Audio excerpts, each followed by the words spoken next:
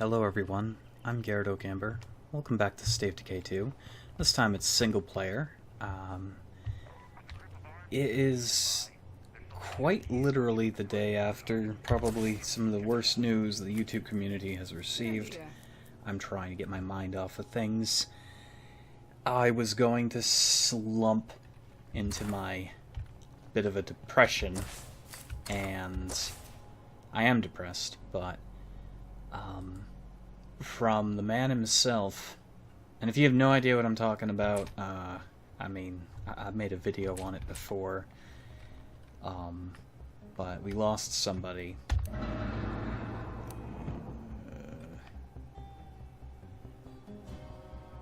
Yeah, let's do Fisher's Mission.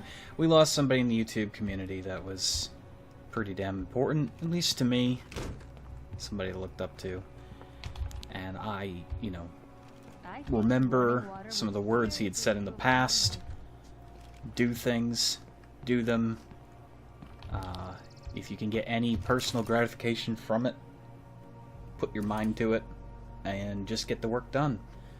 And that's what I'm doing. I'm getting work done.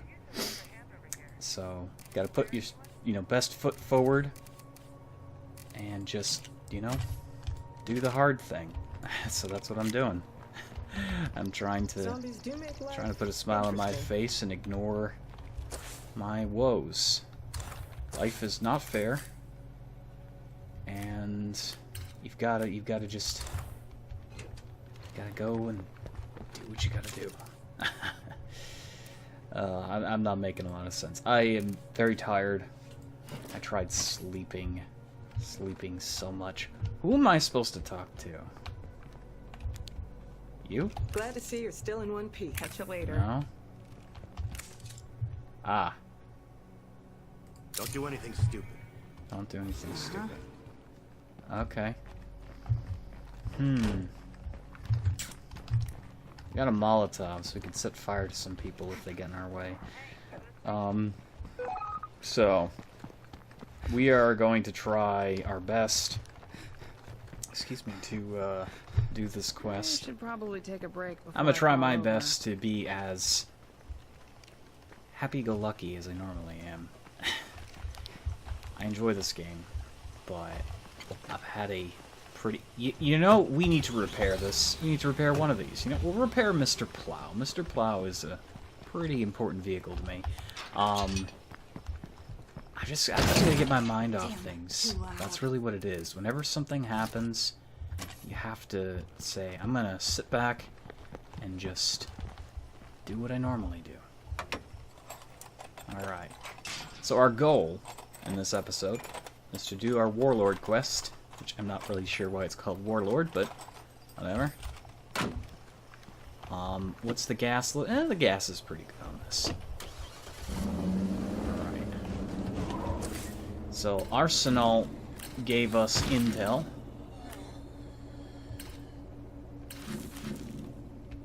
Meds, please. A clean slate and split pine. And then the Warlord's quest. So we're going to do the Warlord's quest. We're going to try to resolve this issue. Apparently these guys have a lot of guns. We feel that they shouldn't be hoarding all the guns. And I think that's something that happens in the zombie apocalypse a lot. You always have one group that is really on top of things. And they end up getting all the weaponry in the localized area. I can see how that'd be a problem for people. Especially if you're trying to make it... I mean, I'm very curious, if the zombie apocalypse ever happened, you'd have a very similar scenario to State of Decay, where you have all these localized groups.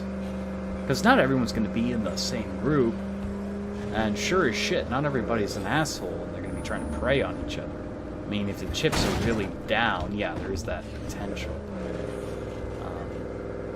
Pretty sure things would be as bad as a lot of movies portray. And this begins the start of me narrating post-recording. Hello everyone. This was recorded originally the day after we lost somebody very important. just not in the mood to talk. Ultimately, I kept trying so hard to just keep myself focused. And there were other things happening too at the time that had nothing to do with this. I got a little overwhelmed, but I wasn't willing to stop. The main reason is, to quote somebody who this directly involves, keep doing something that gives you gratification. Just keep doing that thing. So it's very similar to what Markiplier had always said, what I've always used as a mantra for myself, is to keep doing what you do. It's pretty much exactly the same thing. If you enjoy it, do it. So I enjoy making videos. That's what I'm doing. So a lot of this footage is going to be me talking about the footage that I'm seeing, post reaction to my own stuff. There's no audio, that was live. I'm taking out a few different infestations here because my people are complaining about them. And best thing to do is to just go in there, nitty gritty, and use Mr. Plow to the fullest potential that it has. And again, for some of you being probably very confused about the chronology, this is before the stream that I did a few days back. So this was like literally just before that. So that's why Mr. Plow is still Mr. Plow, and Mr. Plow is not an armored beast. But I got a lot of footage from that day, and I was unable and unwilling to get it out. Trying to juggle gameplay, work, and your own time, whether that's gameplay or not, it's pretty hard to do, especially when your work involves gameplay. So that's the interesting little juggling trick here. A few of the quests got royally boned. As you can see, I still have Schwartz here. They end up leaving. I was mentioning that in the live stream. They end up leaving, sadly. I was hoping to get this group of zombie hunters on my side. So far, I'm seeing the ally system as more of a liability, because a lot of them can change allegiances, even if you don't do anything wrong. It's kind of funny, I'm playing as Fisher. Fisher was a part of the zombie hunters. She's the only person I took with me through that. She is not the best character, but I felt really connected to her in an emotional standpoint. That's kind of rare. Like, I am very, I guess I am empathetic. No, not empathetic. What's the word? We are empty to a person's needs. I don't know. That's how I feel a lot of the time. But for Fisher, the character, when I first met this group of survivors, she was wanting to help me out, go to their previous base, and put down her infected friends. She took one look at them and she fled. She actually left. I had to go find her. Then I went to talk to Schwartz, and Schwartz was like, oh yeah, you know, some people can't take it in this world. So then, eventually I see Fisher roaming around the world in live time. It's kind of interesting. Like, I'd pass by her on a bridge or whatever, and she took up residency in the bridge base. And I had to do another quest for Schwartz to go over there and try to talk some sense into Fisher. And I had actually a few different choices. I could threaten Schwartz to say, get off her back. Or I could say, I'm taking Fisher into my fold because she needs somebody. She needs a change of scenery. She needs people that are different, and, you know, sometimes the best way to help yourself with caring for people is to care about different people. It's kind of weird. It's like a rental. So we ended up adopting Fisher into our group, and I've been using her ever since. Not the best character. Her stats are pretty wonky, but I've been through a lot with that character. So you kind of get attached to characters. And since most often than not, I can't really name any examples of them not being randomly generated. Fisher is randomly generated, and it's kind of neat to see all that stuff come into play. There's very few games that actually do this concept. So we're just doing missions here with our old boss. A lot of the quests I was working on at the start of this video, I had to reset my games so they don't exist anymore. Whether or not we missed out on anything super important, I don't know. I think that's a good system to prevent people from gimping the game. In the first State of Decay, if you didn't want a character to die, all you'd have to do is turn off your game. Like, literally just turn off the Xbox. In this case, even if you do that for one reason or another, even if it's to save a character or not, your quests will get obliterated the second the game goes off. This could also be very bad if you lose power, or if your Windows 10 decides to restart. That'd be very, very, very friggin' annoying. But it's a good. I think it's a good system. It does keep the game honest, to one degree or another. We're just taking care of infestations to help people out there. Get rid of fears. That sword that Fisher has, by the way, I got that from one of my friends' saves. It came from one of the Apocalypse chests that you can get, and I continuously forget to utilize these drops. I honestly forget it, and yeah, it's just it's a thing. It's a thing I keep doing. It's like, yeah, it's DLC that you pre-ordered and you haven't used. But yeah, you can get like a nice little sword there, Chinese broadsword, and some kind of gun that I don't remember what kind of gun it was. They're not like overpowered, but they're pretty damn decent. So it's a nice little thing, and the fact that you can keep items almost indefinitely by repairing them, that makes State of Decay 2 a lot more fun. Oh yes, Fisher's not. Yeah, I forgot about that. Big fat bloating guy just exploded on her. She's not having a good day. There's some pretty close calls in this video. Not nearly as much as the live stream though. The live stream, if you missed that, the live stream I had recently, I ended up with the largest zombie horde imaginable in a house. And we were able to fight off everything with our best character, Kate. Fisher is not nearly close to the same level of Kate. I can't even jump over the railing. She is so out of stamina. I really thought I was going to lose Fisher. Which would have been sad, because I kind of got emotionally attached to this character. And I think that is a miraculous thing that you can actually care about a character. I haven't played a lot of games where that's a thing too much. At least, like, the intention of the game is to care about the characters, because I don't play story-based games. The fact that this is a game that allows me to do open world, whatever the hell I want, allows my mind to get attached to those characters, as opposed to like a game like Minecraft. You don't give a shit about Minecraft, Steve. No one does. You're this soulless, voiceless entity that just tortures animals and builds blocks.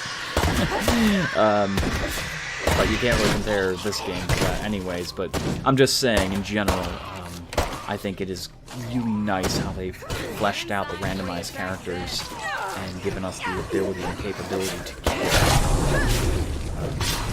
They're just helping out the zombie veterans. Kind of like a walk through memory lane here, looking at it. See, I remember recording this, and then I, am reacting to it now. And then later tonight, you're going to be reacting to my reacting.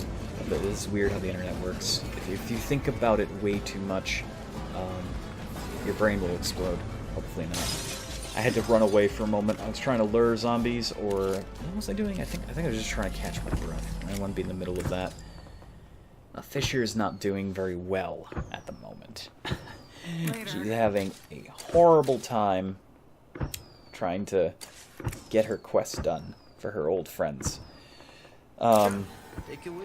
Even though I still feel that these allies in this game can be a serious liability for you, because if you do one wrong thing, they'll leave, and also they can turncoat on you. They can literally become aggressors for no good reason. They can quite literally say, oh, you didn't do this for us, or you didn't do this within a certain time, and they instantly become hostile. I don't think human beings work that way, but it's a game, and there's always some sort of method to play a game, and in this case, it's like, yeah, you have to keep up these relationships. If you start a relationship with a colony, and you do it on accident most of the time. Like, I did 1 or 2 missions for these people, and slowly but surely, they become my best allies in the game. And that's interesting, how State of Decay does do that. It shows a real sense of community. That's entirely what they're trying to do with these zombie games. after this game sits a while on the internet and people are playing and enjoying and talking about their favorite moments and all that stuff, and all the secrets have been uncovered, I'm very curious to see what Undead Labs has in store for their next game. I'm super, super curious to see what they'll make. Hey, nice job. Some people have said, oh, they're going to make a third game. I don't know if they're making a third game. I remember that this was the final version of State of Decay that they ever wanted to make. We definitely owe Considering that they're Undead Labs and they love zombie back. games, and the entire point was to make zombie games, yeah, maybe there is going to be a State of Decay 3. Maybe there's going to be a game that's like State of Decay. Maybe, you know, they own the franchise, so why don't you make different variants of State of Decay? I could very well see a first-person shooter State of Decay. I could see something akin to like Left 4 Dead. I could see them doing some sort of crafting sim, because they're already really good at making a simulator. Why not go that next step? Give us the ability to create a world within a world. If they ever, oh god, I would geek out so hard if State of Decay and 7 Days to Die had very like similar goals. If they just kept continuously adding on to the game, that would be amazing. But they have said they plan to support this game and with new features and new content for a certain amount of time. They're not saying unto infinitum, we're going to keep, you know, it's like World of Warcraft, keep pushing out crap. No, they're not going to do that. It's not realistic because they have plans for other things. They're probably working on other things. That's understandable. So I'm heading back to base, I believe, and I've got a lot of loot.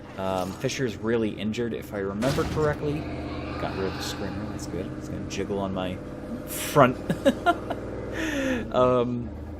I've got to get her all healed up, and yeah, then I believe I'm going to switch characters. See, I remember certain parts of this, but I don't remember everything. That's another nice thing. When you look back at footage, you don't remember everything, so it does feel fresh to some degree. I love this map, by the way. This is my favorite map. I love the foothills. It's wonderful. The pre-order, the Ultimate Edition, also talked about one of the DLC that's coming out later this summer is going to have a new map. And I'm very, very curious as to what they're going to do. I'm hoping for a big city. I've always said like a city like Tokyo, something like with really narrow streets and huge buildings and a wide variety of locations. And I know they couldn't do the entire city, obviously, unless they can. I mean, it is Unreal Engine. If they could do a massive cityscape with a lot of narrow alleys and a lot of buildings and skyscrapers, because think of State of Decay. State of Decay, the original game, and even its DLC, had you going outwards, sprawling outwards.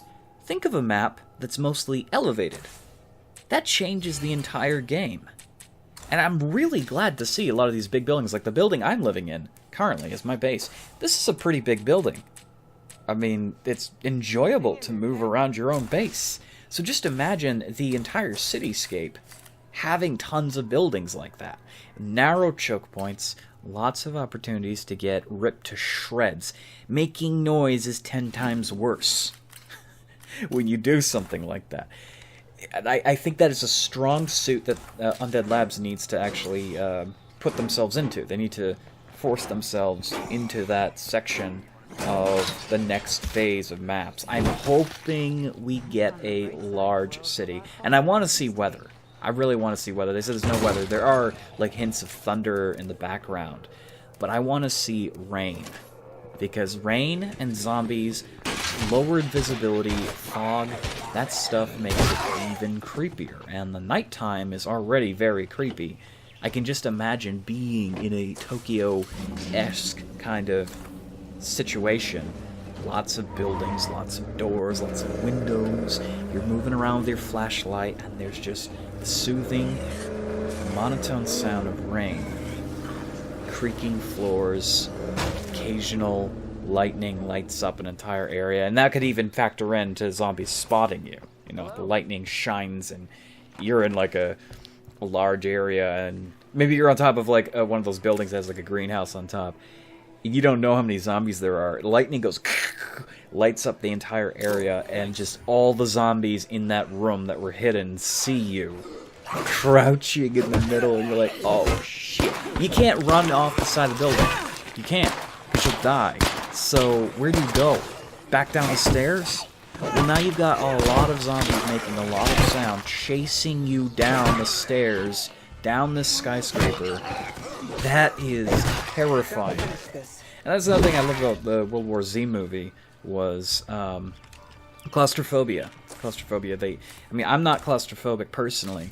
I'm terrified of zombies, so it doesn't matter at that point. But being in a confined space and knowing the rules of where you can and can't go, that really affects the player's choices, that affects your manner, that affects your mood. That is terrifying. And I think State of Decay has already really done something wonderful with the nighttime. They need to go the next step and make the game more claustrophobic, because otherwise it's just large open areas. Every map is virtually the same.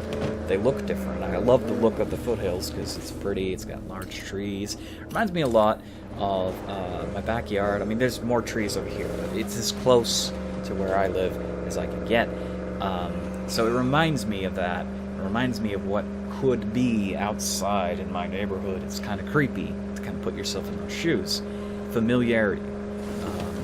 And with the game having only one avenue left to explore, which is a large cityscape, that makes things so much more interesting. Here I decided to check the vehicle that I abandoned a while ago. I can't remember. I think I do this twice at some point. I think this is the first time I was like, oh crap, there's stuff in there. I decided I want to take out these zombies before I go investigating, because plague zombies are just not fun. They're never fun. But yeah, I'm just like really, I don't know. I'm kind of getting really off topic here. I'm talking about something, but I think that's where this game needs to go next. Yes, in fact, I did ditch a whole bunch of ingredients. I can't remember when that was. It was such a long time ago. There might even be a video of it. I don't remember if I recorded that. I mean, most of this save is pretty much recorded or live streamed, and I want to keep that way. I haven't played the save since the live stream the other day. I was playing on another save I created. You can have 3 saves, 3 communities at any time. You cannot transfer characters or items over. These are individual worlds. Technically, you could, if you had a friend. Give your stuff to the friend, and the friend would then give it to you, but that would require your friend to, you know, actually give you things. But yeah, I'm sorry, I'm just like talking about something that's nothing to do with the game yet, but I'm curious what people's thoughts are on that. I think the next avenue for State of Decay. Here I'm looking at that juicy slab of meat, and I want it. Let's grab it. Okay, we got it. Good. Plague sample. Those are so valuable. Don't let anyone tell you otherwise. We skip forward a little bit here, and I'm looting. I'm trying to complete this mission, I think, or I'm trying to do something. Extra loot is always good. And Tara, she's working really hard. She's doing a lot of work for her community. She's one of the characters I ended up purchasing with favor, with influence. But she seems like a real go-getter. I like her name. It reminds me of Tara from The Walking Dead. Found you. Yeah, I think the game needs really different types of maps to transform it. Doesn't necessarily need new items, and I know there's going to be new items. They always add new items to the game when they come out with DLC. I would definitely think they're going to try to experiment with certain kinds of new things. Probably a flamethrower, probably a chainsaw. There's probably going to be a few choices that are going to be exclusive to the DLC content, so when you get them, you can import that stuff or whatever. I'm hoping they make it so that you can move between the DLC maps and the original maps, since now that's an option. All 3 of these maps, you can move between them. It would make sense that you'd be able to move to the new one, and be able to get new items and new vehicles, maybe, things like that. I would love to see some really out-of-the-box moves from Undead Labs. There is a lot they can do with this. So we're just putting all this stuff, and I think I completely forgot about the thing on my back. I did, in fact, forget about the thing on my back. That is very rare when I do that. I think I had it on my back for a while, and I just went blind to it. I didn't realize it was there, and this is going to put me in a very compromising spot. Rucksacks are... They take up a lot of your encumbrance, and they affect your stamina directly because you're actually trying to keep this large load of whatever the hell you have on your backside. We're going to see here in a moment Garrett's inability to realize what's happening. He's going to put himself in a very poor position. And we also run out of gas at the same time. What a perfect place to end up over-encumbered. Here I realize that I'm over-encumbered. Uh-oh. So I start shooting because I don't want to get infected and killed. The Blood Plague zombies are definitely the most dangerous of the normal zombies in the game. Just because of that passive infection meter. Once they've given you the disease, you have a limited time to deal with it. I mean, it's like 2 hours, and if you don't deal with it, you lose that character. Alright, so we got the plague sample. We're making sure we're secure, and now we've got to fix up our vehicle. Thankfully, I had gas on me. This is one of those rare occasions I had gas. This video is going to be ending here. Thank you for watching. And, you know, again, sorry for talking about random things, but I hope you enjoyed it. I'll see you in the next episode of State of Decay 2.